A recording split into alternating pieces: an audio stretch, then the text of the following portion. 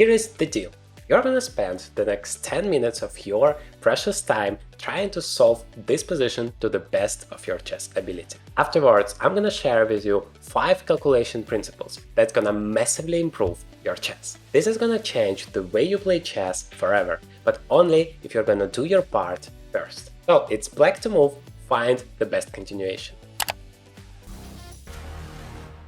What's up, chess player, and welcome to the Journey to Grandmaster, the place where you can improve every single aspect of your chess game. It's simple. To play chess like a professional, you have to think like a professional. First step you always have to perform is evaluate the position. It doesn't matter whether you're solving a puzzle or you're playing a real game, you need to understand what you are playing for. For example, if you feel that your position is much better, then it's one set of ideas that you must focus on to convert it into a full point. If, however, on the other hand, you feel that your opponent is much better and you desperately try to survive, that's a completely different mindset you have to have. You don't understand the current situation, you cannot understand what to do in this situation. But how to understand that, how to evaluate the position correctly?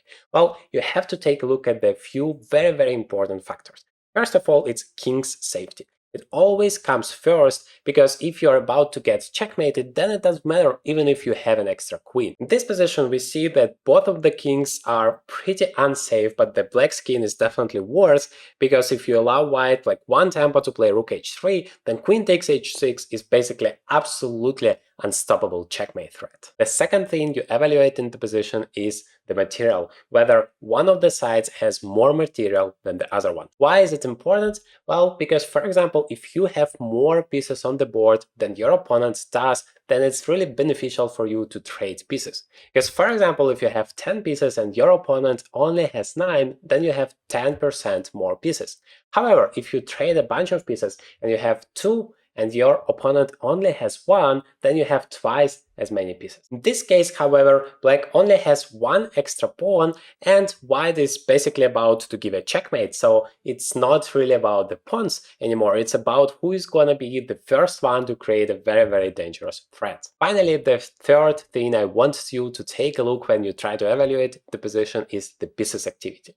Because yes, maybe one side has many more pieces, but another side has all of their pieces where it belongs to be able to create some really dangerous threats, and then that's what matters. It's not about the number of pieces you have on the board, but the number of active pieces. In this case, we have these 3 pieces that are very active for the white side, and we have this rook as well as this queen and rook are active for the black side. The knight on a5 is not participating in the game, the rook on a1 doesn't really participate, but it defends the back rank, which is also quite useful for white. So we make our conclusion. Black has an extra pawn here, but white is really threatening to checkmate this king, so black has to be very careful. It's also a very dynamic position, so in the very next few moves, the destiny of the game will likely to be decided, whether one side gives a checkmate or another. The second principle I want to share with you that would so much help you to find the best move in your positions is to understand your opponent's ideas first. But always start with it. You never play chess alone. There is always your opponent who thinks about his ideas, who really dreams about giving you a checkmate, and you must remember that. You must focus on his or her ideas, dreams, threats, and plans. The majority of the chess players completely forget about that. They're so self-centered, and that really destroys their chess potential. For example, in this case, you might say, well, it's so obvious for black. We have here the pawn that attacks the knight, so let us just take it and be happy we have an extra knight, so our opponent should be upset and resigned and go home. But if you do that, our opponent will just laugh at us, play rook to h3 and say, well, good luck having an extra knight, which is, by the way, completely useless here on the other part of the board on a5. Meanwhile, I'm gonna just checkmate you and you have absolutely no defense against it. Why it happened? Because you haven't thought about your opponent's idea. And it's essential to understand all of your opponent's ideas, not just the most obvious one. For example, in this case, that would be rook to h3 and then threatening queen h6. But maybe there is something else. For example, there is queen takes f6 move, and then the queen is very aggressive here. Maybe there is knight to d5, and then the knight is coming attacking the queen on c7 and attacking the f6 pawn. It's so dangerous for us. We have to acknowledge all of the threats, not just the most obvious ones. But how do we find all of those opportunities? How to focus on the right stuff, ignoring everything not important? Because we cannot sit forever on this position, right? We have to take our decision, we have our time limited, so we have to focus on the most important stuff first. Well, here is where the third principle helps us a lot. Always start with the most active opportunities. What are those? Checks, captures, threats, and active moves. So if you're blundering something, if you're making a mistake in chess, it's likely that you're either missing a check or a capture or a threat. So you absolutely must focus on it. If you're blundering some quiet move for your opponent that, well, nobody could imagine, then it's not such a big deal. I mean, you still have to learn chess a lot to be able to spot those moves, but you're absolutely capable of finding the checks, focusing on it, the captures and the threads. And if you're going to do that, you're going to cover 99% of all of the mistakes. And the good thing about it, this system works both for you and for your opponent. So when you're thinking what my opponent can do, what might be his ideas, you're always thinking in this order. For example, is there a check? Well, in this position, I only see one check, queen takes h6. But you have to be open-minded about it. You should not just think, well, my opponent is blundering the queen in one move, that's not gonna work. No, you should calculate further. Maybe there is something dangerous for you afterwards. After king to h6, rook to h3 is another check. And remember, once you make one move, then you're thinking about your response. Try to think in the same fashion. So once again, start with checks, captures, and threats. So if there is rook to h3 check, does your king have any squares to go? Because if he doesn't, that would be a checkmate. And so you would understand that is a checkmate threat. Luckily, in this case, we do have some squares to go, like this g7, and try to save our king. So this variation is not really dangerous. Let's move on to step number 2, which is captures. Well, what white can take here, apart from the same pawn on h6, by the way, you notice that the one move can combine both a check and a capture, and it's even more active than just a check or just a capture, so you absolutely must take a look at it. But the next one is just a capture without a check, and in this case, the only other possibility we have here is queen to f6. Well, actually, there is also d takes e, so there are two captures we have to consider. At this point, we are just acknowledging those moves, not really diving too deep into it. So there are two captures. Queen to f6 would also attack still the h6 pawn, the f7 pawn, and so yeah, the queen is going near towards the king, so it's quite dangerous for us. Whereas d takes e is actually not a threat at all because this pawn is protected twice. That would be just an exchange, so we are not to worry about that. And finally, the third step, very, very important, is the threats. Now, the first two are normally quite clear to everybody, but threats is a little bit more advanced. So basically, a threat means that you are creating a possibility to do something very dangerous in the very next move. For example, this move rook to h3 is a threat for white because on the very next turn, white is creating a checkmate threat in one move, queen takes h6. Another example of a threat is knight to d5, because this move creates a double threat. Queen is under attack on c7 and this f6 pawn is under attack with a check, which is also very, very dangerous. Okay, now that we have understood our opponent's idea with the help of this most active opportunities system, we need to start thinking about our moves. But notice that this is only the first moment we are actually thinking about our own moves. And I bet you did the other way around. You started from the very first second thinking about this position, what you can do. This is the wrong way. First, evaluate the position, then think what is your opponent's idea, and only afterwards start thinking about your own moves. This way, you're gonna first prevent 99% of all of the mistakes you're making, and second, you're gonna focus on the right stuff, and that would save you so much time. For example, you can just forget about all of the moves like, I don't know, knight b3 or knight c4 or knight c6, like any knight moves basically. Why? Because you know that your opponent is threatening this rook h3, which is devastating, checkmate move in one. So all of those superficial moves, I don't know, taken on d4, even taking the knight here on f4, it's just not fast enough because your opponent is creating such a significant threat. That helps because now we can only focus on the really important stuff, really active stuff. We know that everything else would just lose the game on the spot. It's like if you desperately want to earn $1 million, you would never think of going for a job which gives you like $10 per hour, because it's not a good investment of your time. The same way here, this move e takes f or e takes d is not a good investment of your move, because that's not gonna help you achieve your goal. So let's now find the best opportunities for ourselves, because we also have to make a move and actually find something reasonable here. Well, we always start with the most active opportunities: checks, captures, and threats. So what kind of checks do we have here? Queen to c1, we look at where the king is positioned and how can we attack it. Queen to c1 is one opportunity, rook takes g2 is another one. And we really have to be open-minded here. We shouldn't think like, okay, queen c1 is just blundering the queen in one move. Just the same as we did with our opponent's idea, we have to do the same thing for ourselves. So queen to c1, rook takes c1, then rook takes c1. Well, we are attacking the king. Yes, we are giving a check, but just king to f2. Do we have any potential? Once again, we continue giving checks. First of all, rook to c2, king goes away. Well, we don't really achieve any progress. We stop calculating the variation and decide, well, it's not really efficient. Rook takes g2. Well, maybe that would be interesting because we attack the king. We are exposing it, so it's more naked. For example, knight takes g2. Do we have a follow-up? Well, the only real check we have is queen to c1. Once again, rook takes, king goes away, and we don't have any pieces left, and we are just completely lost. The second step is captures.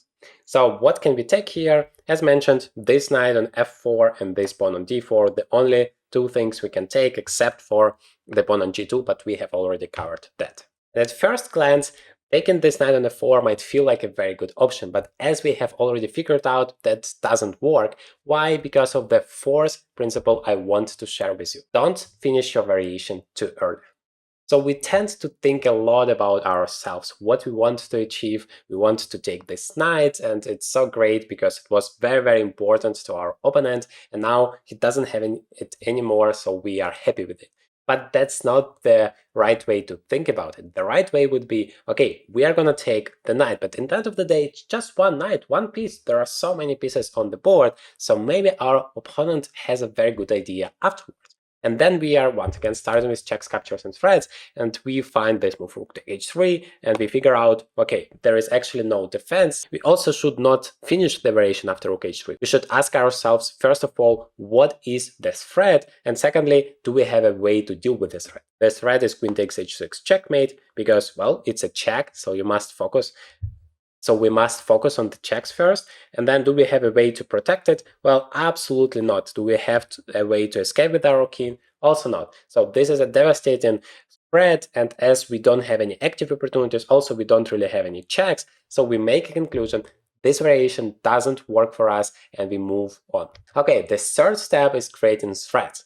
How do we look for threats? Well, we are looking at our opponent's position and think what kind of weaknesses he has, because we only can attack something that is vulnerable. In this case, this is the king on g1, which is, well, not that safe at all, but maybe there are some other weaknesses that our opponent has. Of course, this knight on f4, but also this pawn on d4 is unprotected and vulnerable. This rook on a1 doesn't have any defenders either, so somehow we need to combine as many of those weaknesses as possible and play on it. Also, we can take a look at our pieces, because maybe some of them are already occupying the best possible squares, but other pieces are really not that great yet, and then we can focus on improving it. For example, this rook on g8 is actually so perfectly placed here against the king on the same file, it's always a good thing. But what about these pieces? Yes, they're controlling the queen and the rook, the open c file, but it's not enough, right? We need to create actual threats. In terms of that, the pieces aren't really doing much so far. So maybe we have a way to improve it. For example, the queen. The queen is the most powerful piece on the chessboard, and if we want to attack and create powerful threats against our opponent, that would be the best choice. So many players are suggesting in this position the move queen to c2. That feels like a very active move, the queen going forward, near to the king, but actually that's not the right move, and it loses kind of immediately.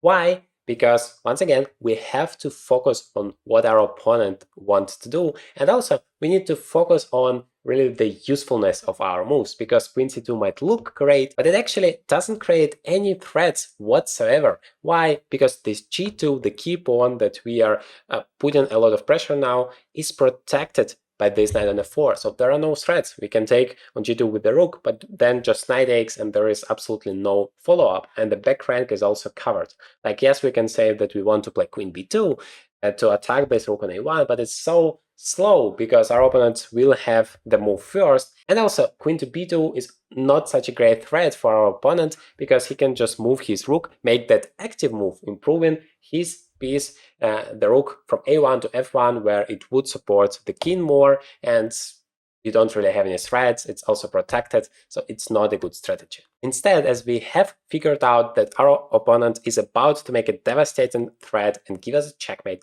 we have to do the same. We have to come up with something really powerful, otherwise it doesn't make any sense. So the right move in this position is queen to c4. We need to create this threat, and we do. We threaten queen takes d4, attacking the king and the rook at the same time. This video is brought to you by Chestnut. Chestnut is making amazing chessboards that allow you to play online from a real 3D board. They have high quality chessboards, nice looking chess pieces, so that you can enjoy and having fun playing it. Chestnut boards also have so many training functions that I absolutely love to use to my training, and it helps me to improve my chess every day. This is, for example, Chestnut Evo. I love to use it for my trainings, but they have so much to offer you depending on your preferences and your budget. And the best part is you can just use the promo code Journey to Grandmaster or click the link in the description to get a big discount on all of the Chestnut products. But how do you actually understand that this move is better than everything else? Well, before you make it, you are trying to calculate all of your possibilities and evaluate the position after the end of the variation. And this is the fifth principle I want to share with you today. Always evaluate the position at the end of your variation. So we want to play queen to c4, but we don't need just to make the move immediately. We have to think what our opponent can do. We are creating a devastating threat, so the first thing is, of course, to calculate that opponent's idea that we have worried about rook to h3. What do we have in this case? Well, we always start with the check, so queen takes d4 is a check. By the way, notice that we are using pretty much all of the weaknesses that our opponent has in the position. The pawn, the king, and the rook, and that is exactly what you should do in your games. So after that, the king has to go somewhere, h1 or f1. Anyway, we are grabbing this rook with a check, and then if king goes to h1, that's a checkmate immediately. If king goes to f1 instead, then we are taken there. It has to go to f2 or e2. We can connect our rook, and as we have so many pieces in the attack, we know that that should be good enough. We are gonna win the game, or at least exchange this very powerful rook on h3, and then the checkmate would be safe. So you don't actually need to calculate till the very end, because in most of the cases it's not possible. So how do you understand how many moves ahead you have to calculate your variations? If you are below 2000 rating, try to calculate at least 3 moves ahead. Most of the mistakes you're gonna make in those 3 moves anyway. So if you do that, focusing on checks, captures, and threats, chances are, if you do it properly, you're not gonna blunder important stuff. If you are more advanced though, then try to calculate the variation further until there are no active opportunities both for you and for your opponent. So no dangerous checks, captures, or threats. So let's try to do that here and then evaluate the position.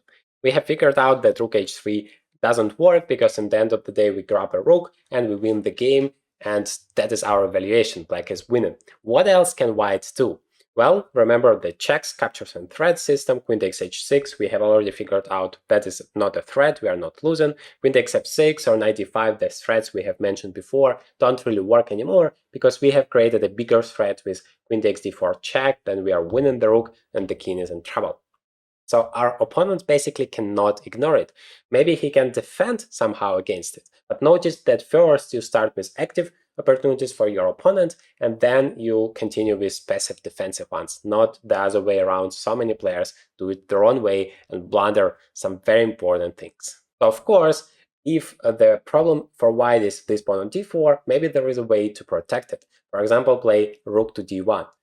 And then we have to think, okay, queen takes d4 is not possible anymore. Do we have any follow-ups? So we calculate our variation. And once again, you wouldn't be surprised. We start with checks, captures, and threats. We don't really have any checks because, well, rook takes g2, we still lose a rook. Queen takes d4 is not possible anymore. not an option. Captures, well, we still can take that knight, but still rook h3, and then checkmate threat is coming and we cannot do anything about it. Doesn't work. The third step, creating threats, what we can attack. Well, what is vulnerable in our opponent's camp? Well, that rook on d1 is actually not protected. So maybe now we are going to be able to play queen to c2 and do it with a tempo. It's very important to make those tempi moves because your opponent cannot ignore it. He has to do something about it if it's really a dangerous threat for him. So once again, rook h3 doesn't work because we have this queen takes d1 move, king goes away, rook to c2, and then at least we exchange that rook. Checkmate is not possible, and we have an extra rook. Of course, our opponent can continue the variation, now protect this rook somehow, play rook d3 or rook to f1, but then we notice that we actually attack this knight. First of all, checks, captures, and threats, no checks, but we can take the knight, and as long as there is no threat anymore, because we also create a devastating threat with taking the knight here, queen takes g2, checkmate, so that's a multi-purpose move. Capture and threat at the same time. This is the best type of moves you can make in chess. This variation seems to work. We make that conclusion, that evaluation in the end of the variation, that we have a very good position. So in the end of the day, we cannot calculate everything till the end. Don't try to do that. It's simply not possible. Chess is too much of a complicated game for that. But if you're making those attacking moves, you go forward and your opponent has to make defensive moves and be passive, then you're on a very good way. Of course, in every situation, there might be moves that we have missed. For example, in this position, Black did play queen to c4 and white played rook to e1, which is not protecting the pawn, so it's actually not stopping our threat. We can still do it, but the rook is no longer attacked there. But it's actually not a big deal. If your opponent makes a move that is not creating any new threats, is not really dangerous for you, like this move rook e1, it's okay if you miss it because you still can go for your idea, which is queen takes d4. That's exactly what happened in the position. After king to h1, Black played queen to d2, the queen is beautifully placed here, it's attacking the rook, it's attacking the pawn, it's attacking the knight. For example, after rook to h3, there would be just queen takes f4, and we cover the checkmate and win the knight in the process. White played knight to e2 back, but once again, a move back is almost never dangerous for you, and Black played here rook to g4, creating a new threat. The more threats you create, the more difficult your opponent's life is, and then it's simpler for you to win the game because you put pressure, he starts making mistakes, and that's the way you improve at chess and win at chess. After queen to f2 and rook takes e4, White just resigned here because, well, the position is overwhelming. Black has 2 pawns up, the attack is over here, the king is now safe, and the second rook is coming. There is no chance for White. I hope this video was useful. I want to point out that I have taken this position from an amazing book, Calculation by Jakob Agard. That is a fantastic book I go through now and share my experience with you. Now the question is, how do you really spot such opportunities in your real games? Well, in this video, I share with you a system just for that, how you do it. I explain real time my thought process, what you should focus on to find the best moves in your chess positions.